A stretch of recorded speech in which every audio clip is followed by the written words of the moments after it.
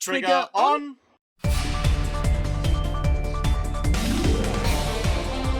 Welcome, dear-all, to the Duckface Diaries. We are a World Trigger read-through podcast aiming to discuss the World Trigger manga volume by volume.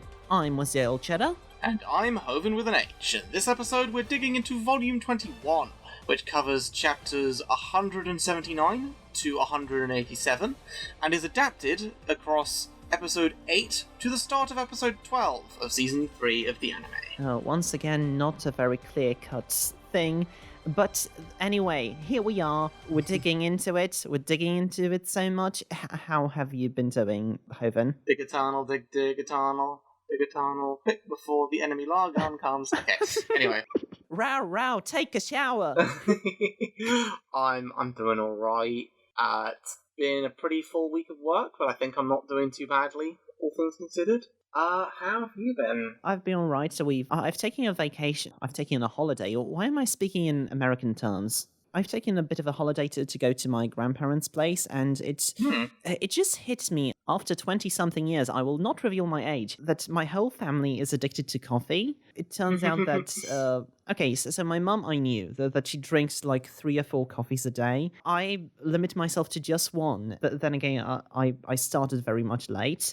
My granddad also does 1 or 2, but my gran, it's inexplicable. Like, she drinks coffee before she falls asleep. What is going on there? Yeah, I mean, coffee after a meal is, like, often a thing, but that tends to be for, like, a restaurant or something. I definitely had a bit of a too many coffees problem for the first year of my job. I've now managed to curb it by buying decaf bags where I can.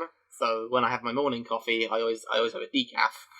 And then any additional ones, it means that I only have, like, 1 caffeinated a day, usually. Oh shit, we just prepared you caffeinated when you were in Poland. Sorry about that. It's okay. It wasn't like it's not like a strict dietary thing. It's just a general good habit. Gotcha. So I don't care when people give me caffeinated.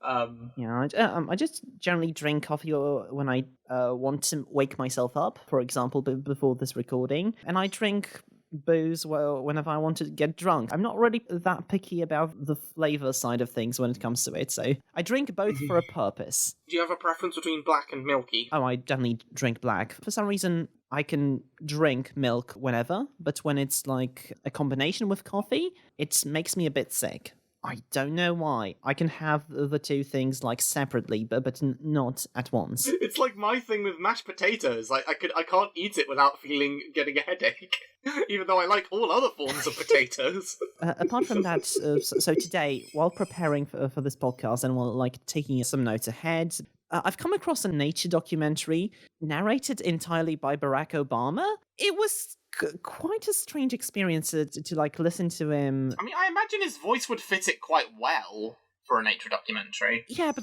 then there was a bit like there were 2 llamas like chasing each other, and I think one bit another in the balls, and like he was like, and this male is not afraid to do a low blow or something, and I didn't expect this former president of the United States to do that specifically. He's literally playing a game of Obama Llama.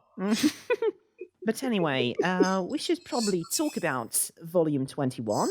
So, as usual, story and art is created by Daisuke Ashihara, translated by Caleb Cook, touch-up and lettering done by A. Score Chrisman, design was handled by Julian J.R. Robinson, it was edited by Ray First. Get well soon, Ray. We're going to do a bit of a summary of Volume 21. After that, we are going to move on to our general thoughts. Do you have any spoilery notes? Not really. I had one that could have been, but yeah, I've moved it to the Q&A section. So. Q&A is going to be a bit spoilerific since we're talking about first part of a climactic fight, obviously. Then there's going to be the Q&A section, and yeah, ready to go with the summary? Let's do it. Though, just before we move on, I'd just like to mention that this episode was made possible by my generous supporters on Patreon, who get access to bonus rewards such as our bonus pods on Ashihara's previous works. I am sadly currently looking for work, so if you enjoy the show and would like to support it, consider visiting patreon.com/Wensleydale Cheddar. I recently taken the time to add some new goals, such as a special podcast on the anime filler arc, which to this day Hovin hasn't yet watched, so I think we'll have a lovely time with that. We've been doing this for a while now and are always having a blast, and every single donation can help keep the release as consistent as possible, no matter how small. But enough about that, on to the recap. I hope you enjoy it.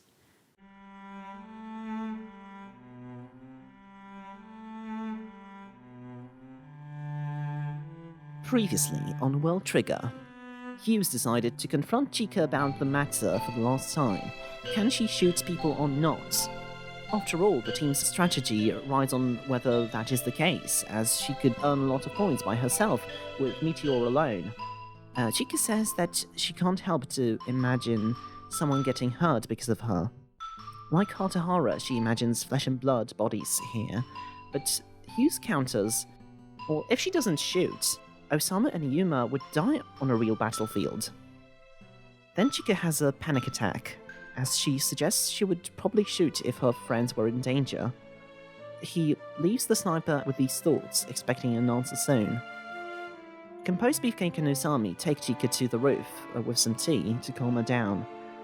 They try to tell her not to push herself with the answer, but Chica stops them. It seems like she's had enough coddling and she wants to say something she's been holding back for a long time. Chica isn't scared of shooting people. She's afraid of bearing the shame of hurting someone, attracting the fear, the jealousy, the hate that comes with her power. Even with her need to be of use to the team, she wants to seem weak to gather sympathy from others. If Yuma or Osamu's lives were in danger, she knows she could pull the trigger to save the lives, sure, but most of all, so as not to bear the guilt for not saving their lives. In the end, she only thinks about herself, she says. Usami and Reiji reassure her that it's completely normal to be afraid of being blamed, and that none of them would personally blame her for failing to shoot to turn the tide of the battle. Hearing these words, Chica makes a choice. Even with her insecurity revealed, she knows she can trust her comrades completely. It's time for her to fight with all she has.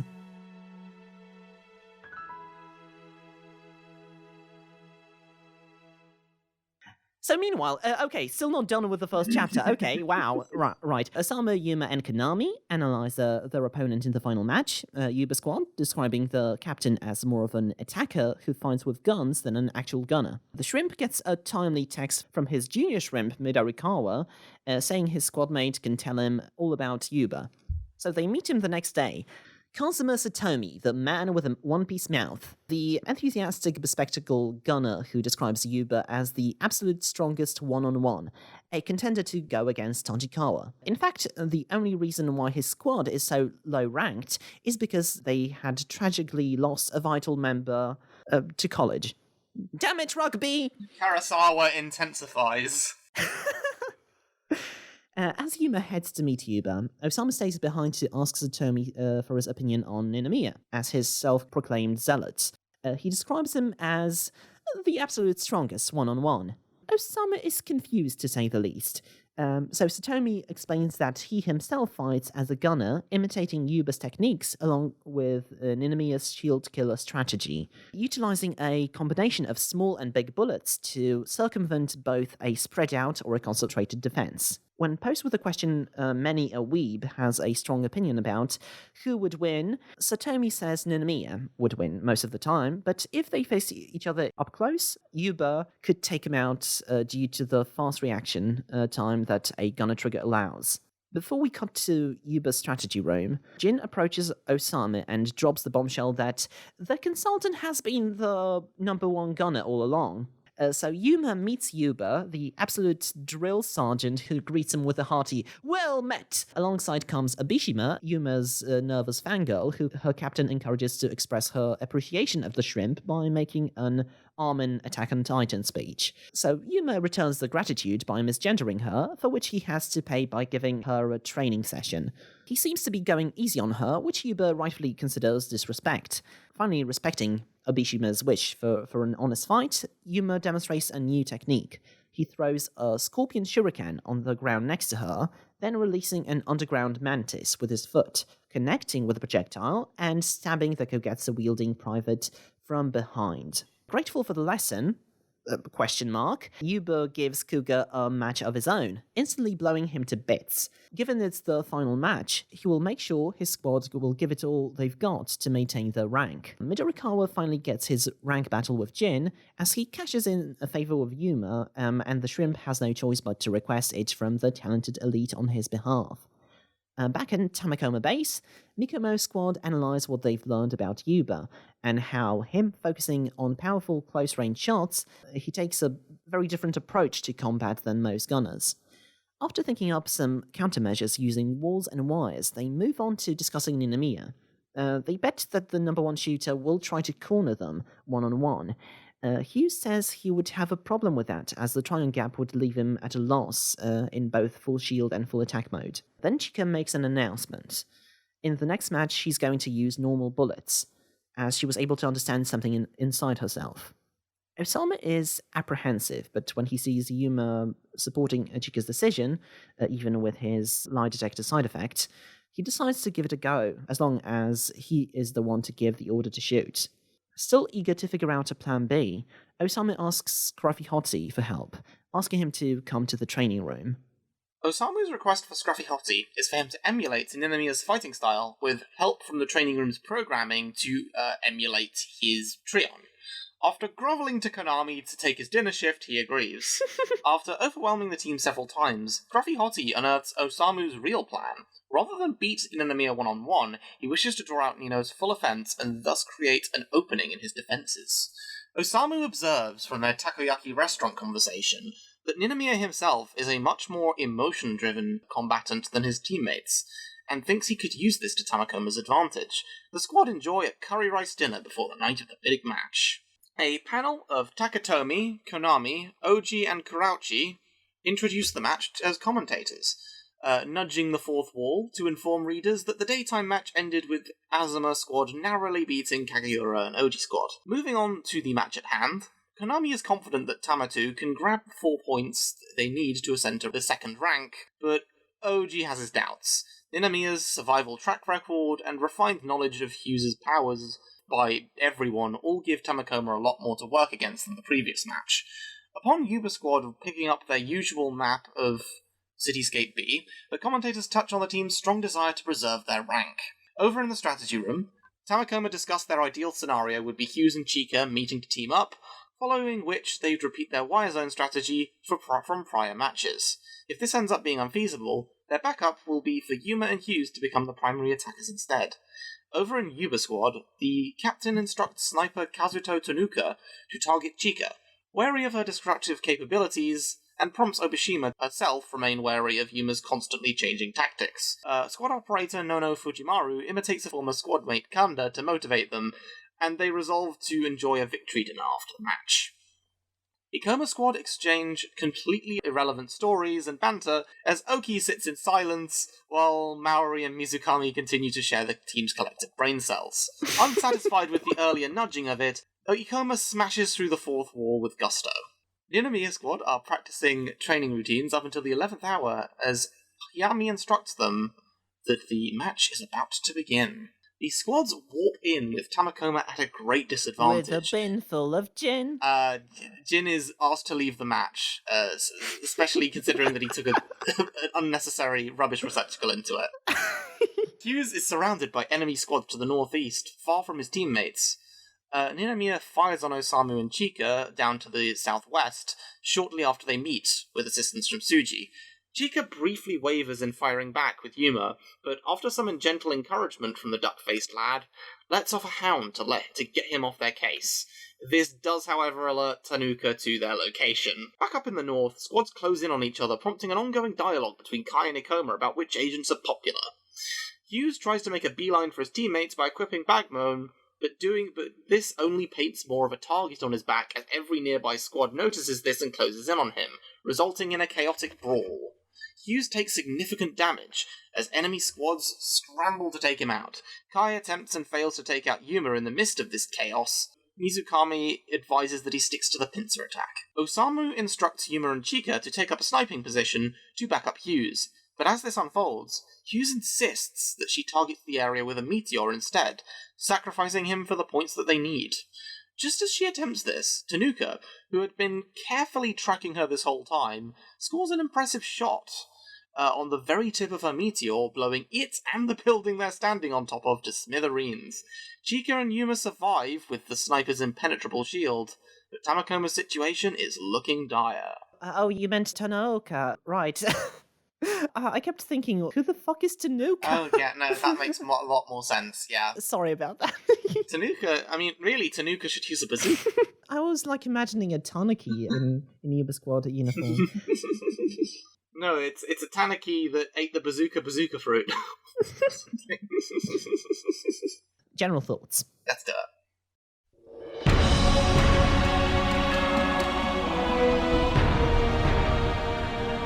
So this volume is great. World Trigger is a series with so much apparent focus on tactics and calculation, but parts like this reminded me how there is so much emotion behind it, and I think this emotion is the central theme of this volume. This arc is a great example of it. Hey, look, Ashihara even managed to draw a crying person and make it look good, unlike his previous attempts. But yeah, in all seriousness, Chika's scene is just best speech in World Trigger by far, according to me. No one important. Yeah, but when it hits her and she realizes her internal turmoil that up till now she had only been feeling subconsciously, it's like Ashihara. I kind of want to say it's like Ashihara drew her having therapy without actually having therapy, which I realize is a bold statement.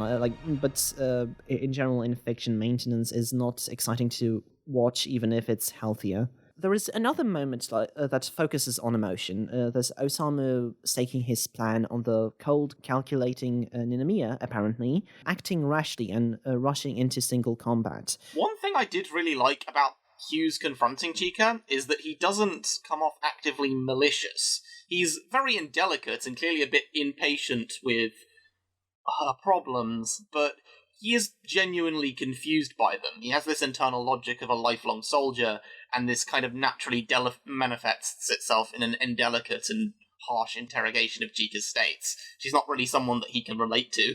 And yeah, I really like Satomi's introduction. That time-honored shonen tradition of introduce a daft goofball and then later reveal that said goofball is one of the strongest characters. I am a sucker for it every time. See also Urahara and Ishin from Bleach or Blackbeard from One Piece. Definitely. He has a very similar design to Yuba, is what I thought at first, but which is why I mixed them up earlier on in the recap. I think Satomi is great. I think Yuba's a great character. I didn't pay enough attention to him on my first read-through because I was too focused on Ninomiya and Ikoma as opponents. But his whole vibe is so charismatic, his framing is, I don't know how to say it, high concept.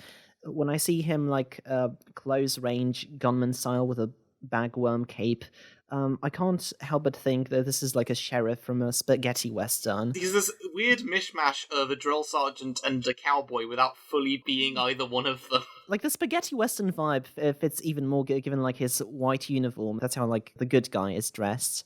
The battle system concept is great too. He's a powerhouse based on such a simple idea as, what if guns, but close? Even the manga itself notes that there is a neat progression of techniques between Suwa, then Yuba being inspired by Suwa, then it was Satomi being inspired by Yuba, then Ikoma wanting to counter Yuba with the whole attacker-killer moniker. Yeah, I think Satomi he's the absolute strongest one-on-one, is his rendition of, it's the perfect time to start reading along.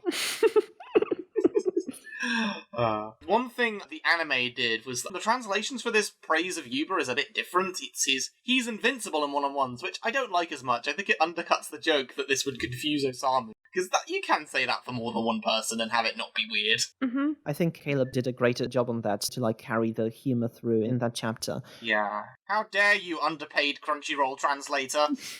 Yeah, and I think, as you said, just the whole scene with Chica at the beginning is such an emotional peak for the series. It's like moments like that and the climax to the large-scale invasion arc that are just so special, and the series operating at its absolute peak. And one thing I really like is that how Reiji's comment on Osamu and Yuma won't judge you for underperforming is something that she needs to see put into practice to fully shed her nerves. Like, we see when she is hesitant about firing on Ninomiya and Tsuji, Yuma's side effect picks this up and prompts him to assure Chika in a really easygoing way to just give firing at them a go. And I think it's that kind of... The way he phrases it is like, you can give it a try. It really kind of validates what Reiji said earlier and is very assuring for Chika. I like Yuma using his side effect to determine Chika's line that she can shoot at Ninomiya. It was like a nice detail, and it was interesting that he omits this part when relaying this info to Osamu, so she doesn't feel bad. Yeah. Yuba being a solo rank war enthusiast and earning his rank through duels is a really cool way to build him up, but also a cool way to like see the ranking system, that it's more complicated than just whoever has most points is the strongest. Also, I can't look at Yuba's expressions without immediately thinking of the way of the house husband. So did you notice that as well? I could definitely see that. Also, we compared Satomi to a lot of people, that I always see him as kind of the other side of the coin of just Maze Hughes, but World Trigger. But so many Maze Hugheses. Oh my god. So speaking of Hughes, there's Hughes as in Husei, claiming it's impossible for him to use two different shields when we've seen Izumi use like a dozen against High Rain.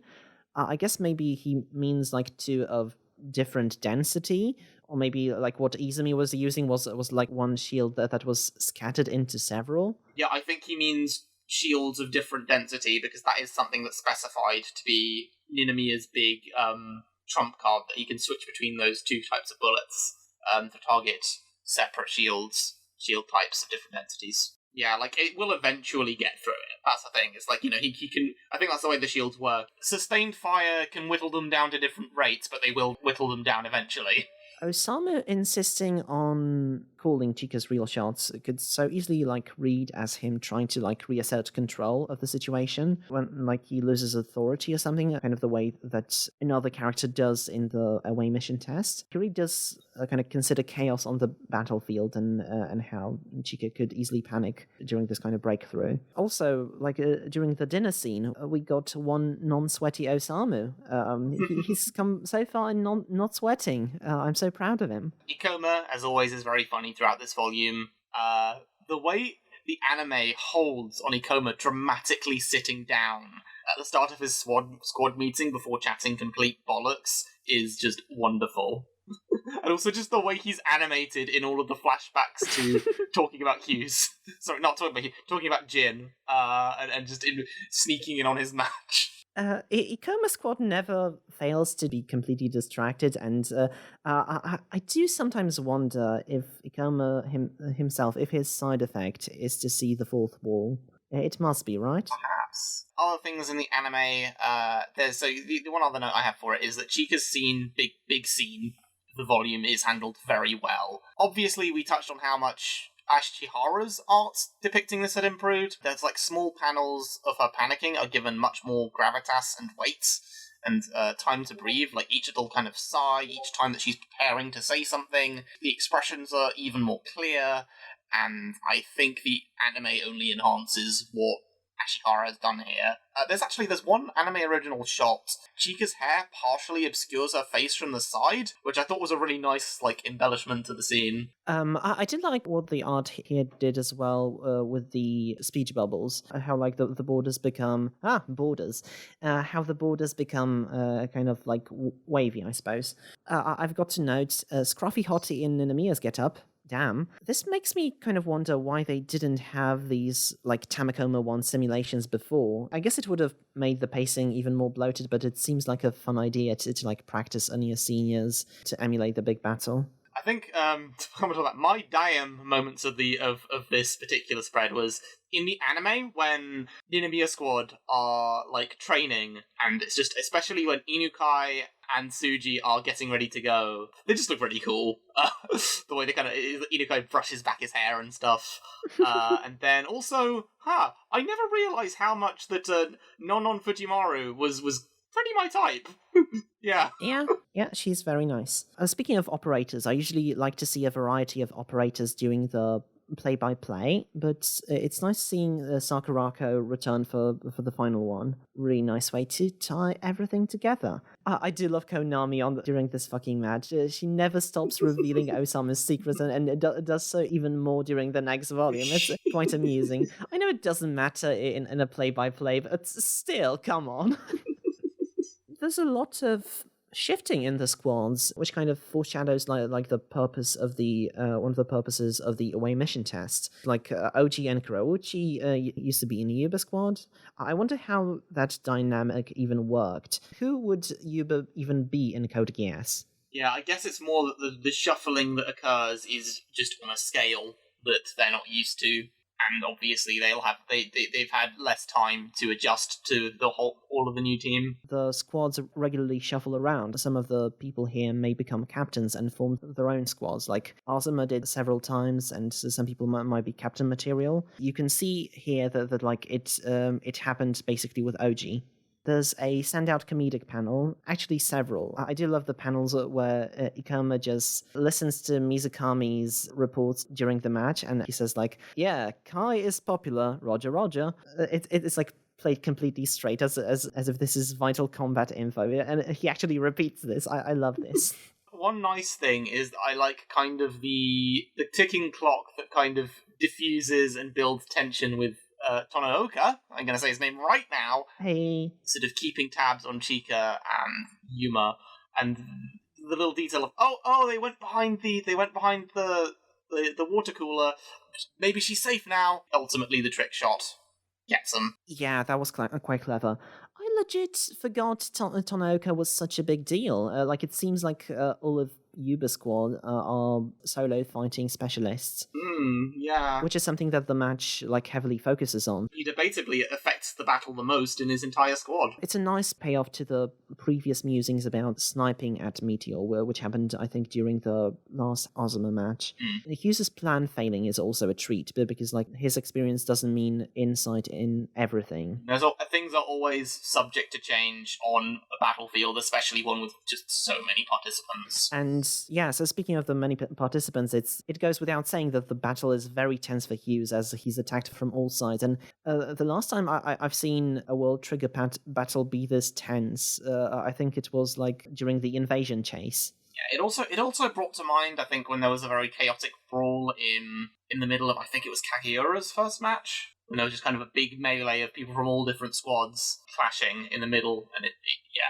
Yeah, just a bundle of attackers, yeah. My last note is something that Osamu says, is that like he set up dummies and wire traps for like their opponents not to chase after them after like he meets up with both Chika and Yuma. Did he like equip dummy beacons? It doesn't seem to be focused on that much, and dummy beacons take up a lot of try-in from what we've heard, so I guess maybe a weird translation choice, but because like the word dummy carries a lot of meaning in World Trigger. Okay, shall we go to the Q&A section? Yeah, let's do it.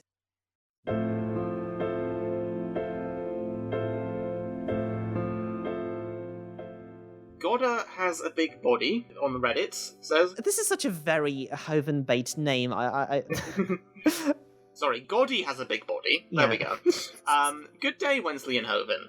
One of my favourite aspects of Rank Wars, especially the second half, was Daisuke allowing us time to breathe instead of giving us constant action like most other shonen, causing the reader to eventually get overwhelmed and lose interest. The build-up to the final match was sublime, including the numerous setups, such as setting up Yuma versus Yuba's rematch, due to his swift defeat, and the bait of making you believe that you'll see Hughes and Nino battle. or that you would see a possible Hughes and Chika combination using their tremendous trionic advantage over the enemies. What do you think of how Ashihara-sensei set those ideas ultimately to subvert them? Thank you. Thank you. You've basically hit the nail on the head there. I've heard some of my peers say that, like, the intricate pre-planning and commentary scenes in World Trigger are kind of redundant, as in the end we see everything played out in the battle itself. But, well, the thing is, not everything has to play out the same way. Sometimes the predictions are accurate, and sometimes it's completely subverted, as you've said. And the precedent for the pre-planning itself allows for this subversion. It makes for a very interesting setup, and it pays off quite well in this match, as it's very tense as to when is Hughes going to use his Viper strategy. It obscures something else that happens in, like, the resolution of the match. Yeah, I think he sets up those expectations not simply to build up the fights, but to outline Tamakoma's ideal scenarios, only to pull the rug out from under them and force them to achieve their desired outcomes, which, as you said, are veiled throughout the match and only hinted at, and do so from a much more challenging position than they had earlier. This being like the second Ninomiya battle is also very, and the second Ikoma battle makes the setup here be kind of obscuring setup that happened previously. You remember, like, the first rank battle between Hughes and Ikoma, him having a big moment with Ikoma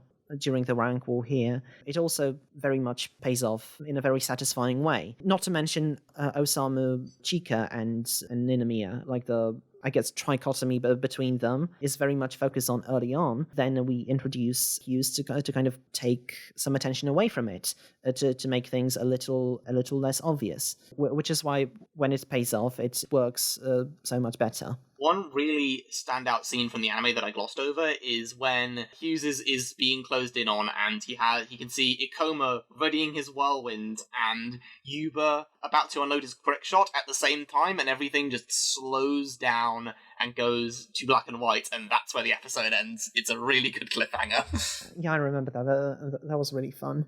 We might as well do Reddit questions first. So then we have a question from Sexy Smooth Fig. What is with these suggestive names today? What is going on? I guess our podcast just radiates first. Now I kind of remembered something. I'm sorry, I have to, before we answer this, I have to do an anecdote.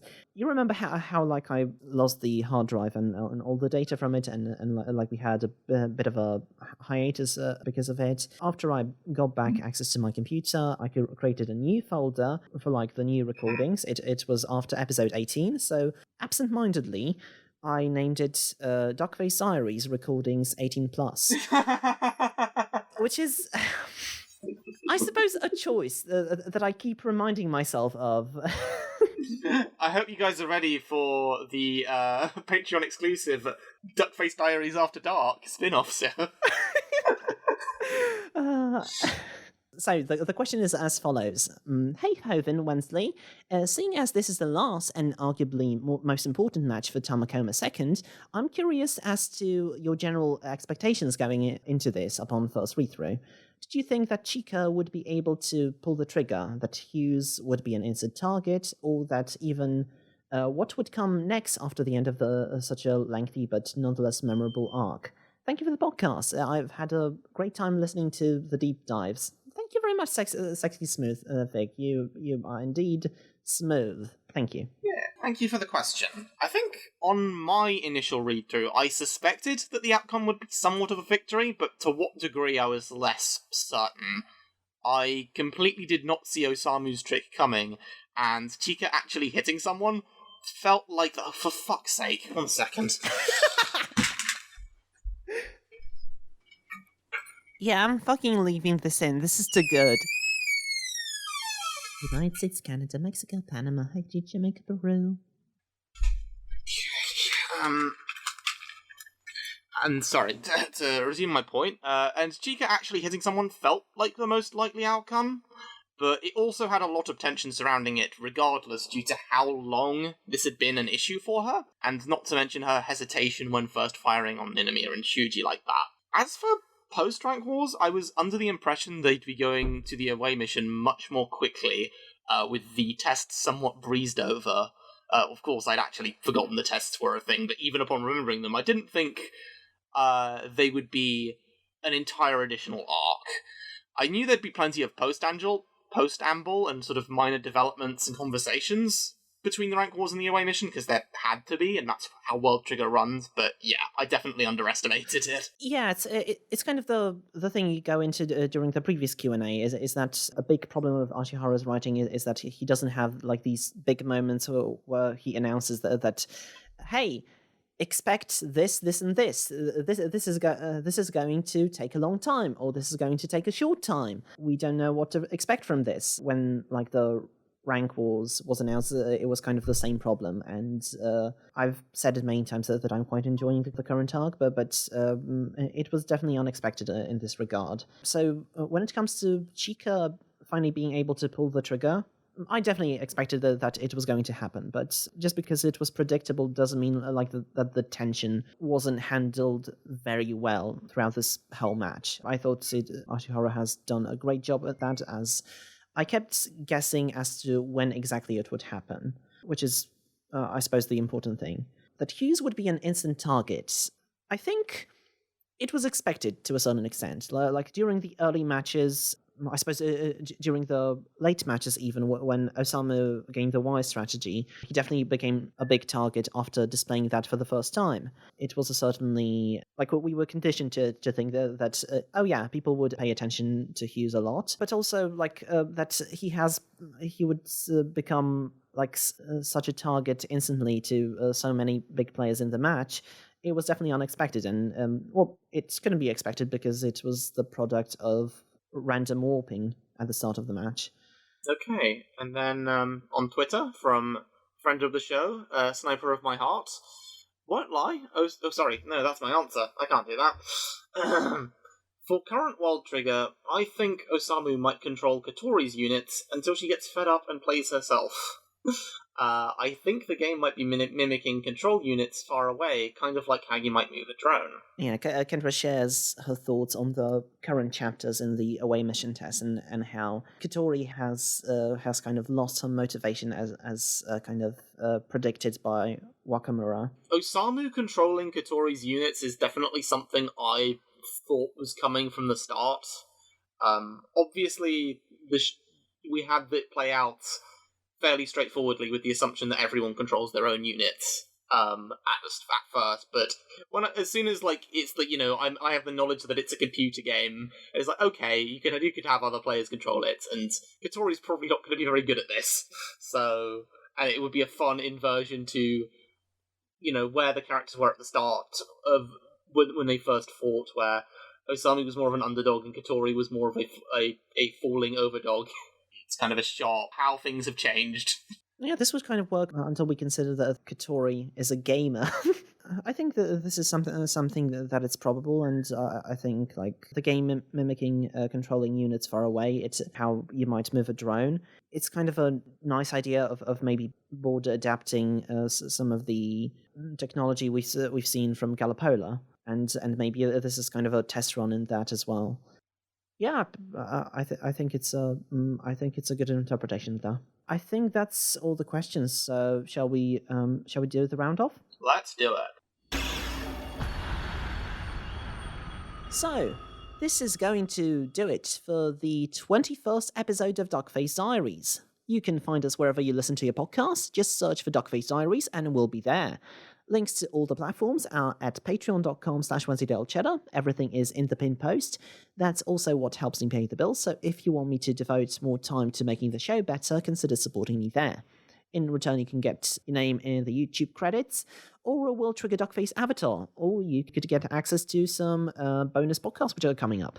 We've recently recorded a wonderful series of podcasts, so we had a lot of fun with that. It was with friend of the show Maxi Bernard of Friendship, Effort, Victory and Shonen Flop. They have basically introduced us to Ashihara's previous works, recorded a big podcast about Superdog Rillianthal, and then we recorded another one going through the one-shots. Trigger Keeper, Talented Elite Jin, fucking that, and also Room 303, the Tezuka Award runner-up. Depending on if it's been edited and is up by the time that this episode goes up, you'll definitely want to check out that One Shots one. You get some prime Wensleydale rant content out of that one.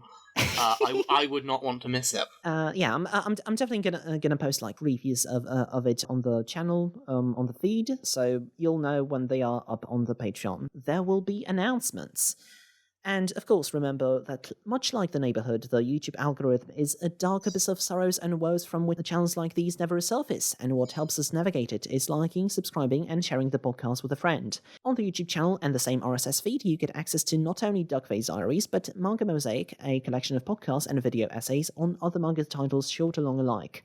On the same channel and anchor.fm/podcastmonadventures, you can listen to Podcast Mon Adventures, our new retrospective, where we cover the Pokemon special manga, arc by arc, along with the host of the Pink Ale Pod and video essayist Henry Kathman. If you missed it, we've just released an episode last month, so come check it out as we recap the Red, Green, and Blue arc. Hoven, where can people find you? You can find me on Twitter at Hoven with an H and YouTube, Hoven with an H. Where I have various podcasts, a video essay, and memes. Lovely. And once again, you can find all the links to that in the description or in the pin post at patreon.com/WensleydaleCheddar.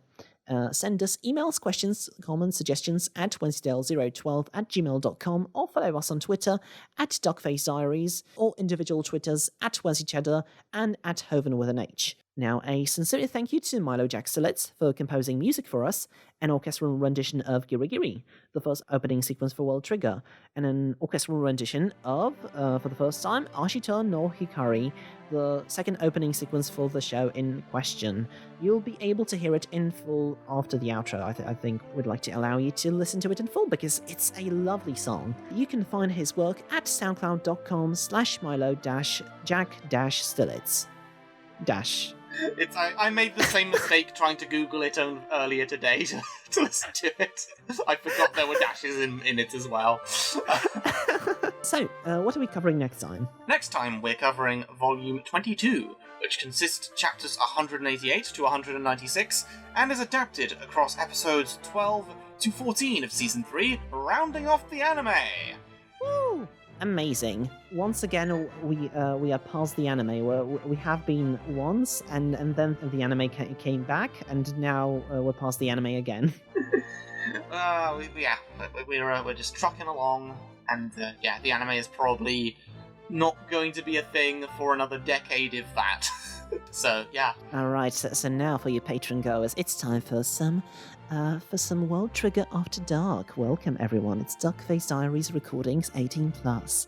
This was the 21st episode of Duckface Diaries, and as always, it's time to bugger off.